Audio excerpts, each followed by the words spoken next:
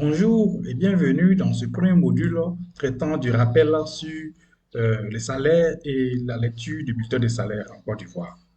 Nous disons que le premier statut général de la fonction publique a été voté en 1954 et disposait qu'à catégorie, grade et échelon égaux, les indices sont égaux pour tous les fonctionnaires. En d'autres termes, les fonctionnaires du même niveau de recrutement et de même ancienneté avaient le même indice lorsque ce statut était en vigueur. Le statut général ayant changé en 1964, cette décision a été retirée et des fonctionnaires se sont vus octroyer des indices de traitement particuliers. Cela a été le cas pour les fonctionnaires enseignants et assimilés à partir de 1975 et plus tard pour les agents de l'État bénéficiant d'un statut particulier. Il faut aussi retenir, tout comme au privé,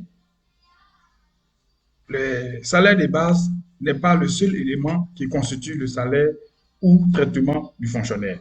Il faut ajouter des indemnités, primes et autres éventuels accessoires qui peuvent être communs à tous les fonctionnaires ou spécifiques à chaque corps de métier. En termes de progression de salaire au fil du temps, nous disons que dans le privé, selon les statuts et tests signés par les autorités, il est prévu que le salaire au privé augmente après 2 ans. La première augmentation s'élève à un taux de 2% et évolue d'1% à partir de la troisième année. À l'instar du secteur privé, au secteur public, pour les agents de l'État et fonctionnaires, il y a également un salaire de base qui se détermine non pas par un montant minimum comme au privé, mais à partir d'un coefficient appelé indice de traitement.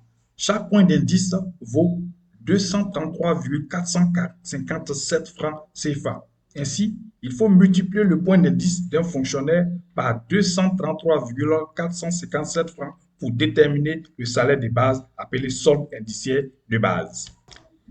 Il est aussi intéressant de retenir que tout comme au secteur privé, le salaire du fonctionnaire évolue également au fil de sa carrière.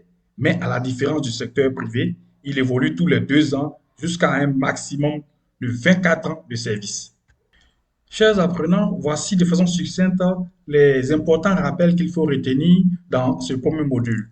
Mais il est aussi important de savoir que tous les indices dont tu auras besoin en termes de, quand il s'agit du fonctionnaire salarié, euh, tous ces indices-là sont répertoriés dans un tableau, n'est-ce pas, que l'on appelle échelle de traitement.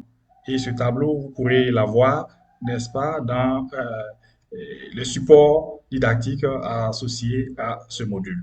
Merci et à bientôt pour le second module qui va traiter de la base salariale.